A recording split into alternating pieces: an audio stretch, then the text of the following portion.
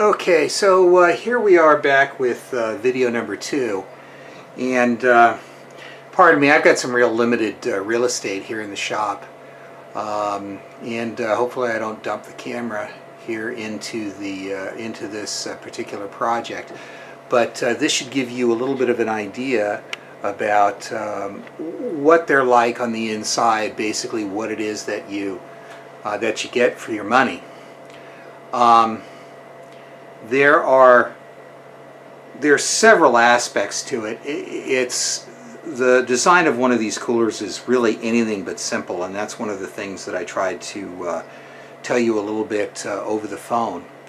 One of the assemblies here is actually the false back assembly here, and I can't see myself in the video, so I'm kind of just winging it. Okay, so part of it, like I said, is the false back assembly. The circulation to the projects are very, very important. Without the circulation, you don't get nice even conditioning for your cigars all the way around. So the humidors themselves are simply not just throwing a controller into a wine cooler and that's what costs you the money. There's a lot of engineering that goes in here. This particular project has got zero wiring in it so far. It's and some of it has just been mocked up for actually for your benefit. But it does show you some about the way the humidor is set up, and essentially why it's set up that way. So down here is actually this would be the floor of the humidor, and this is where your control wires are actually going to pass through from the outside to the inside. There's actually a hole back here, and this is what I call the I/O junction box. I don't know if you can see in there or not, but like I said, these things, while this is installed, some of the stuff here has just been temped in. One of the ways you can randomly circulate air inside of something, and what I've found is that is less and less efficient. So I've been spending a lot of time and a lot of study and a lot of testing on trying to set up almost like a convection or a circular path for the air circulation inside of one of these humidors. So what happens actually is when the refrigeration cycle comes on, the cold plate is actually behind this back. This is actually the drain for the water down here. I don't know whether you can see that or not.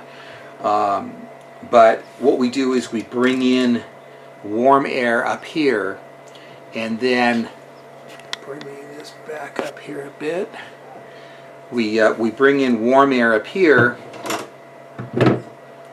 and then the cold air actually exhausts up here in this section. And this is one of the reasons that when people build controlled humidors, they get a lot of variations inside, because that cold air is going to be A, cold, B, either wet or dry, depending upon the current condition of the cooling coil and how much water is back there. So what we do is we actually pick up that air here and we funnel it down here and we bring it in, because presumably you're going to have a bunch of boxes set on top of the shelves. We bring that air down here, and then this is another ducted fan assembly, and what it does is it tends to scavenge out this area and wants to push all this air down as well.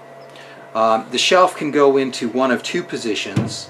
It can take a higher position, which is here, where it does fit. I like leaving the least amount of room down at the bottom as possible, so I typically will put the shelf here. Okay, and this allows room for some storage down here at the bottom, but more appliances actually go in here. Haven't decided exactly where I'm going to install the heater assembly, and there's another fan that goes in here. I'm probably going to start bringing that warm air up around the front, because as the heater is necessary, the coolest place The coolest place during the winter will be next to the door. The hottest place is typically next to the door during the summer. So the idea is to bring cool air down this direction, back through here, then bring the moist air, because the humidifier goes down here, back up in front of the glass, and then back around again. The whole idea is to set up this convection type current. This is an unbuilt humidifier, but I thought I'd at least show it to you so you got an idea about what it's like. I'm going to let the camera slide back here a little bit so I don't have to hold it anymore. There we go.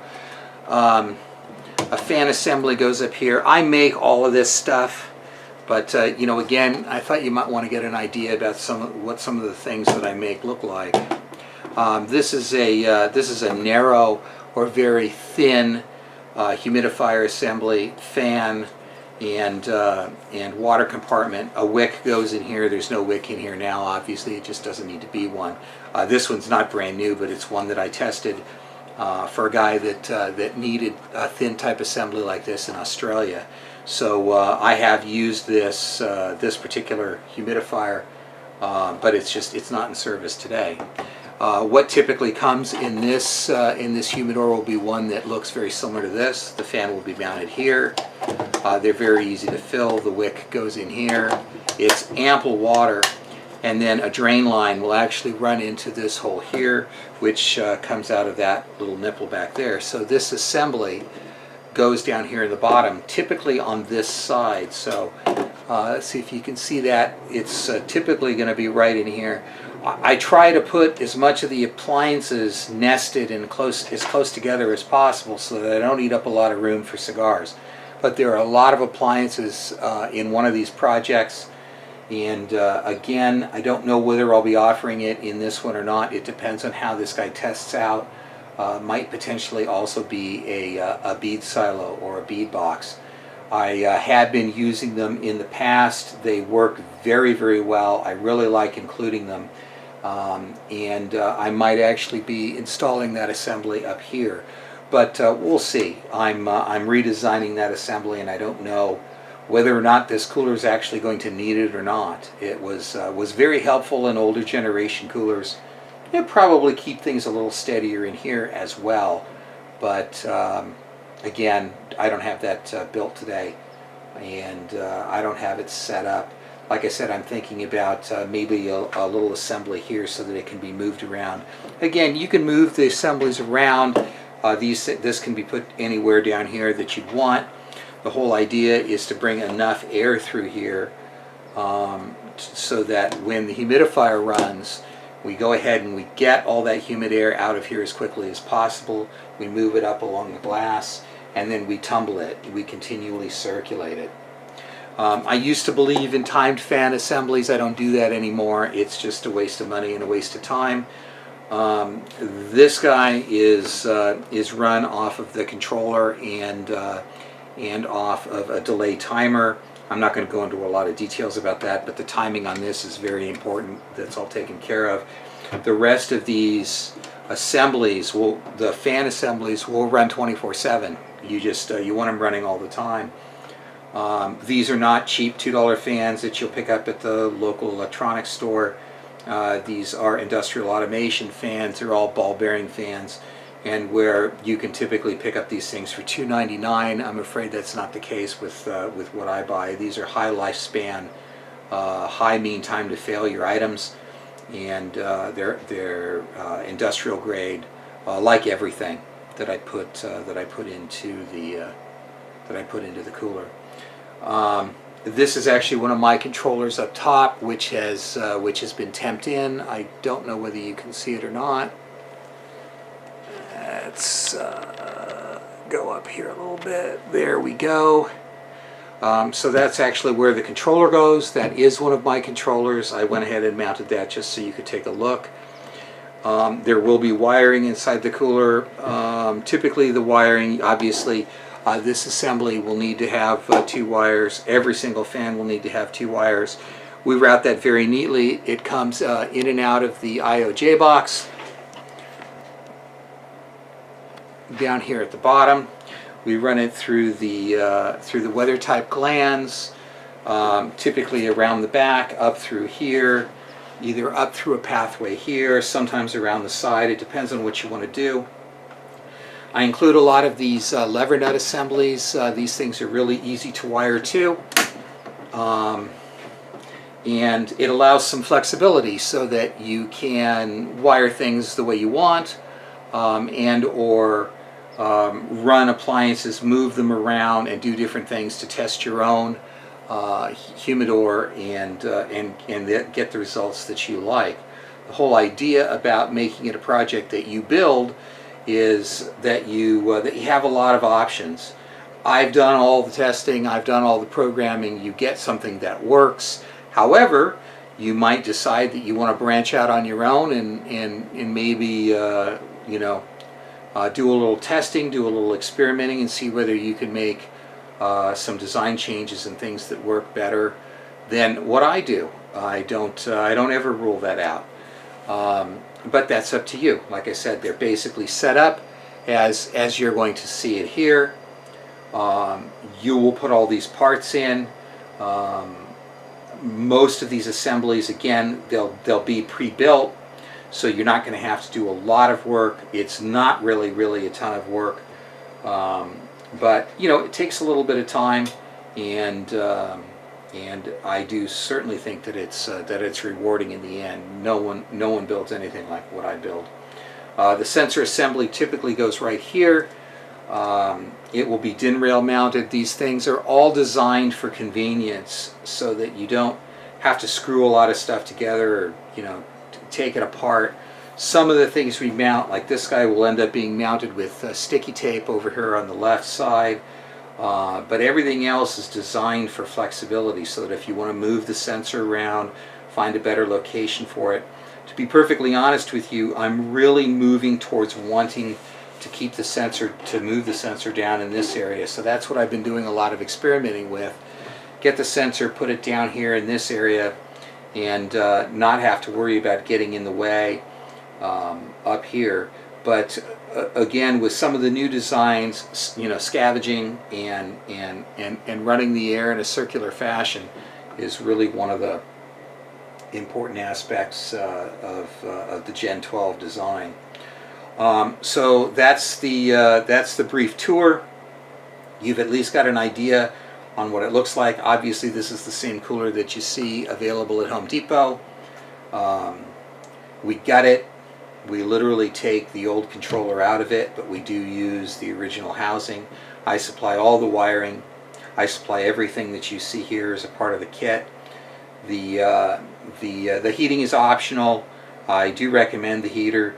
If we don't have a heater, we actually will install another fan down here, but the heating assembly does come with a fan in it. It's important that all the circulation run all the time. I know I'm repeating myself at this point. So there's a little bit of the tour. At least you get an idea about what you get. Last but not least, I don't have it in front of me. It's sitting over there on the shelf, but this is just this is the inner workings of the humidor, and in the exterior there's something that I call a control center, and a control center is built on a DIN rail. It has a 12 volt DC switching power supply that runs all of this stuff. None of this stuff's junk. DIN rail terminals, relays, timers, whatever's necessary to make all of this stuff function correctly, moved to the exterior and moved on to the back of the humidor. All of that stuff is readily accessible. Again, even replacement of parts, if they were to fail, is relatively simple. The stuff's mounted on the back. The only thing that can really fail here, of course, you could have a catastrophic failure of a controller. I've never had one break yet.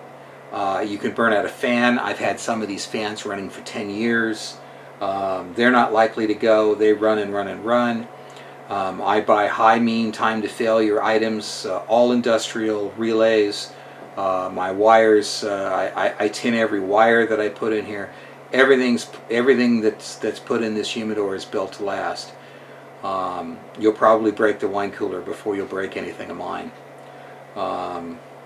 That's it. That's the tour.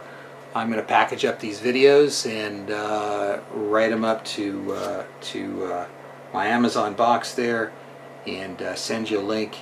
And if you have any questions, just go ahead and give me a call or send me an email. Thanks.